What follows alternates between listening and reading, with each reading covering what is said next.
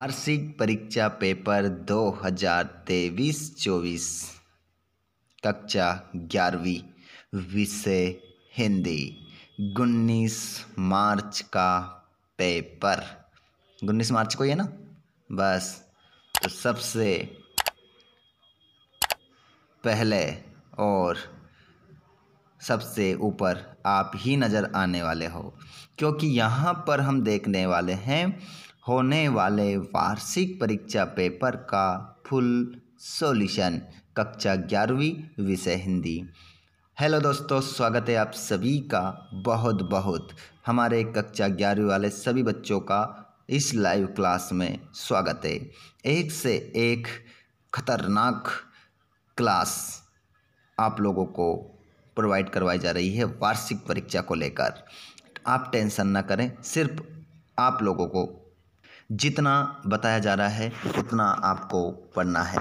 इससे आउट एक भी प्रश्न आपका नहीं होगा। जी हाँ दोस्तों, आप लोगों ने सही सुना है। तो आ जाइए लाइव क्लास में। एक बार जितने भी हमारे दोस्त कक्षा 11वीं वाले इसमें जुड़ चुके हैं, एक बार अपने सभी दोस्तों को शेयर कर दीजिए। और अगर आपने चैनल को सब्सक्राइब नहीं करा है तो चैनल को सब्सक्राइब कर लीजिए, ताकि आपको आने वाले वीडियो का नोटिफिकेशन मिल सके। चलिए बच्चों, तो स्टार्ट करते हैं हम बिना देर किए। सही विकल्प का चयन कीजिए।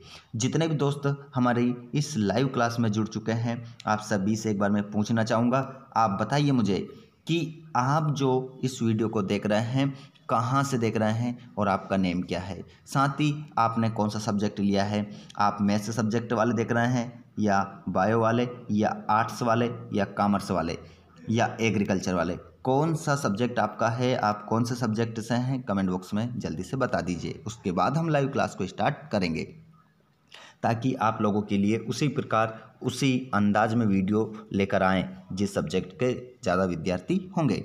चलिए बच्चों, पहला प्रश्न है, कबीर की भाषा को कहा जाता है। कबीरदास जी की भाषा को कहा जाता है, बताइए।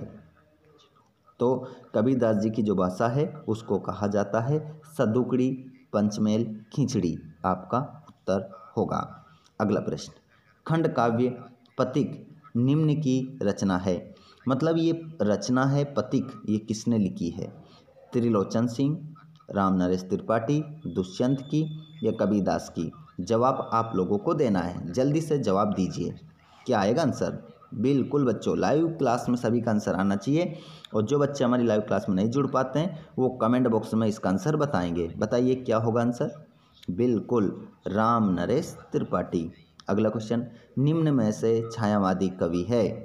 तो इनमें से जो चार दे रखे, इनमें से जो छायावादी कवि हैं उनमें है सुमित्रानंदन पंत। अगला प्रश्न देखिएगा, अमृत राय किस प्रसिद्ध लेखक के पुत्र है। तो अमृत राय जो है वो किसके पुत्र हैं, वो है प्रेमचंद के। अगला प्रश्न, कुएं की खुदाई किस औजार से की जाती है। कुएं की खुदाई किस औजार से की जाती है। तो यहाँ पर आपका जो उत्तर हो जाएगा वो हो जाएगा बसोली। बसोली आपका करेक्ट आंसर होगा। जनसंचार के माध्यम है।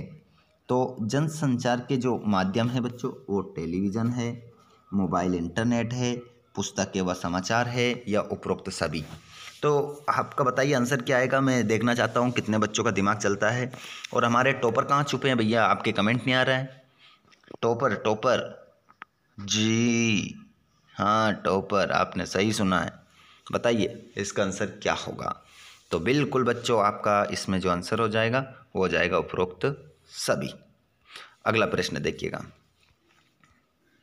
अगला प्रश्न है, चित्रपट संगीत का पर्याय कहा जाता है। तो चित्रपट संगीत का जो पर्याय कहा जाता है वो कहा जाता है, चित्रपट संगीत का पर्याय किसे कहा जाता है।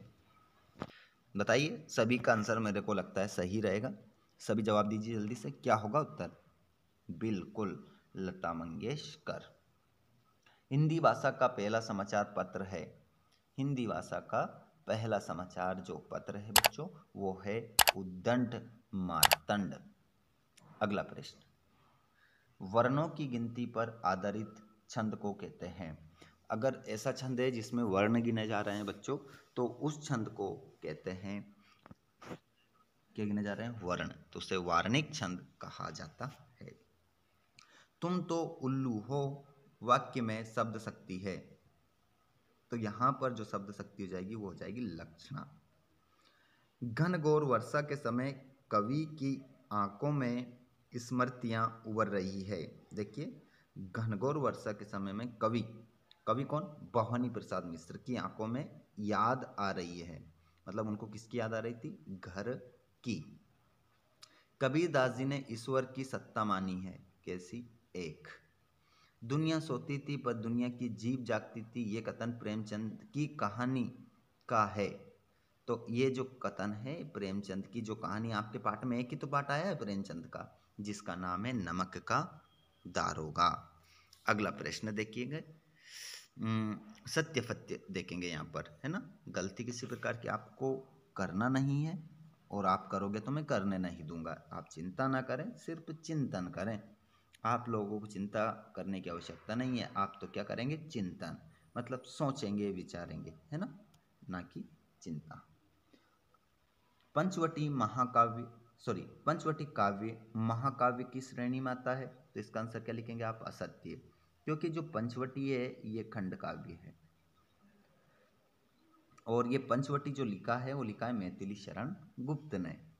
अगला प्रश्न, भक्ति काल के प्रमुख कवि सूर, तुलसी, मीरा और कबीरदास हैं। बिल्कुल सत्य लगाइए इस पर।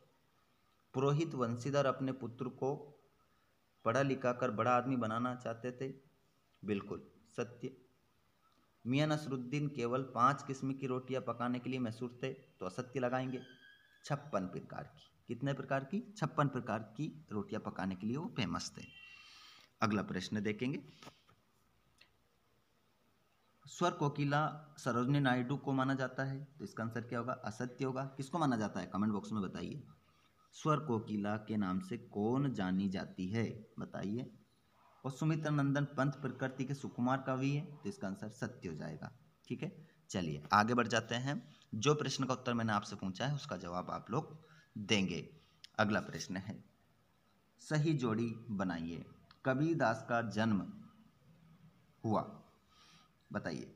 तो कबीरदास जी का जो जन्म हुआ है वो हुआ है लहर तारा में। नरसी जीरो माहेरो, ये जो रचना है वो मीराबाई की है। स्वर साम्राज्ञी लता मंगेशकर। अनुपम मिश्र राजस्थान की रजत बूंदे। शेखर जोशी गलता लोहा।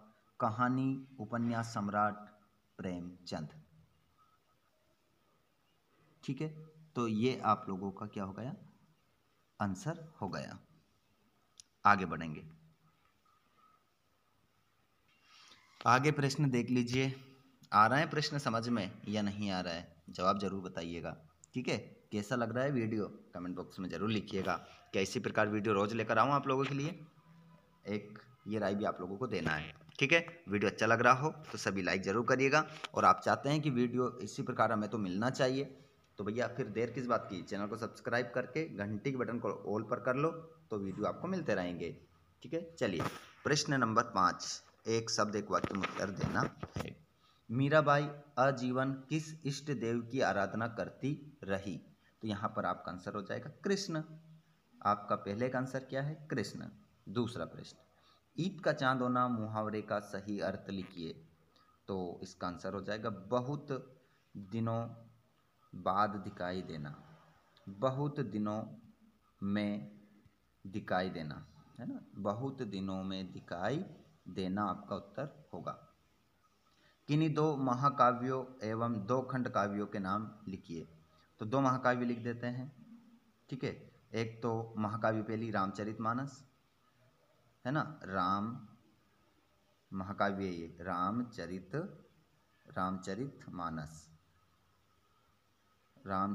मानस। एक और महाकाव्य का नाम कामायनी। 2 महाकाव्य हो गए। अब 2 खंड काव्य, पंचवटी और एक और का नाम है पथिक। ये 2 खंड काव्य हो गए। ठीक है, या सुदामा चरित्र। अगला, मुझे केवल मात्र 5 रुपये चाहिए। वाक्य को शुद्ध करके लिखिए।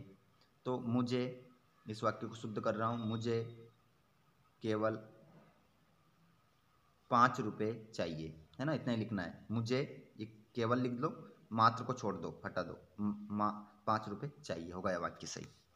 अगला, भक्ति काल को कितने भागों में बांटा गया है, नाम लिखिए। तो भक्ति काल को 2 भागों में बांटा गया है। कितने भागों में? 2 भागों में। सगुण भक्ति धारा और निर्गुण भक्ति धारा। सगुण और निर्गुण, बस हो गया आंसर। भक्ति काल को 2 भागों में बांटा गया है, सगुण और निर्गुण। कबीरदास जी ने कुम्हार को किसका प्रतीक माना है? ईश्वर का। अगला प्रश्न, छायावाद के आधार स्तंभ कवियों के नाम लिखिए। तो छायावाद के आधार स्तंभ जो कवि हैं उनका नाम है, पहला तो है जयशंकर प्रसाद, सॉरी माफ कीजिएगा, जयशंकर प्रसाद। पहले का नाम क्या है? जयशंकर प्रसाद। दूसरे का नाम क्या है? महादेवी वर्मा। तीसरा है सुमित्रानंदन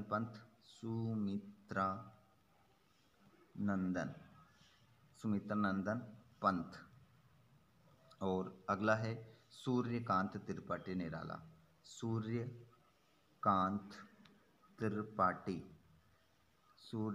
त्रिपाठी निराला, ये आपका हो जाएगा। ठीक है, आगे देखिए प्रश्न नंबर 6, प्रश्न नंबर 7। इन प्रश्नों के उत्तर भी आपको प्रोवाइड करवा दिए जाएंगे, बस आप वीडियो में लास्ट तक बने रहे, जिसमें मैं आप लोगों को इनके आंसर, पहले तो इन क्वेश्चनों को आप देखेंगे। इन सभी प्रश्नों को देखने के बाद इनमें से जिस प्रश्न का उत्तर आपको चाहिएगा उनका उत्तर आपको सेंड कर दिया जाएगा। देखिए, अब देखिए यहाँ पर ये जो ऑब्जेक्टिव टाइप क्वेश्चन है, इस पैराग्राफ में से ढूंढकर आपको देना है। ठीक है, जैसे हमारे ऊपर किसका उपकार है, तो यहाँ पर आंसर हो जाएगा, देखिए साफ साफ लिखा है, माता, मातृभूमि और मातृभाषा का आप पर कुछ ऋण भी या नहीं। एक जननी आपको जन्म देती है, एक की गोद में खेल कूद कर आप खा पी कर आप पुष्ट होते हैं, और एक आपको अपने भाव को प्रकट करने की शक्ति दे, तो आपके सांसारिक जीवन को सुखमय बनाती है, जिसका आप पर इतना उपकार है, तो उसके लिए कुछ करना क्या आपका परम कर्तव्य नहीं है? प्यारे भाइयों, उठो, आलस छोड़ो, कमर कसो और अपनी मातृभाषा की सेवा में तत्पर हो जाओ। अपनी मातृ ऋण से मुक्त करो, संसार में सपूत कहलाओ और मातृ सेवकों में अपनी कीर्ति छोड़ जाओ। परंतु ध्यान रहे, ये व्रत साधारण नहीं है। इस व्रत का पालन करना तलवार की धार पर चलने के समान है। ठीक है, तो हमारे ऊपर किसका उपकार है? तो इसका आंसर आप बताओ किसका होगा? तो हमारे ऊपर होगा मातृभूमि का। ठीक है, मातृभूमि का हमारे ऊपर क्या है? उपकार है। लेखक किसकी सेवा करने के लिए कह रहा है? तो आंसर क्या हो जाएगा? माता पिता और मातृभूमि। तो ये आंसर हो जाएगा माता और मातृभूमि और मातृभाषा का। ठीक है, सेवा करने के लिए कह रहा है, इन सब की हमें क्या करना चाहिए? सेवा करना चाहिए। ऋण का विलोम क्या होगा? तो क्या हो जाएगा? ऋण, उसका विलोम हो जाएगा उऋण। इसका शीर्षक क्या हो जाएगा? आदेशात्मक, उपदेशात्मक, प्रेरणाप्रद, इच्छात्मक।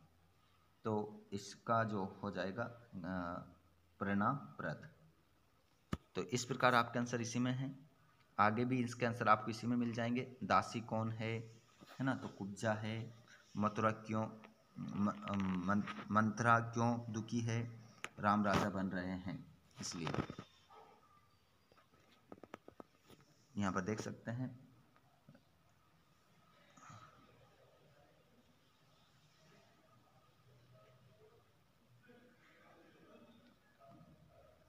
पूरा क्वेश्चन पेपर है ये। आप अच्छे से इसका सॉल्यूशन, अगर आपको जो भी प्रश्न का उत्तर चाहिए आप हमें बता सकते हैं, है ना। तो बच्चों, ये हो चुका है पूरा क्वेश्चन पेपर। अब आप लोगों को जल्दी ही क्या करा जाएगा, पूरा आंसर का PDF आपको टेलीग्राम पर दे दिया जाएगा, जिसकी लिंक डिस्क्रिप्शन में है। जाइए और वहाँ पर टेलीग्राम को ज्वाइन कर लो, और इनमें से जो भी प्रश्न का उत्तर आपको पर्सनली चाहिए तो आप कमेंट बॉक्स में बता दीजिएगा, आपको सेंड कर दिया जाएगा। धन्यवाद। Thanks for watching. जय हिंद।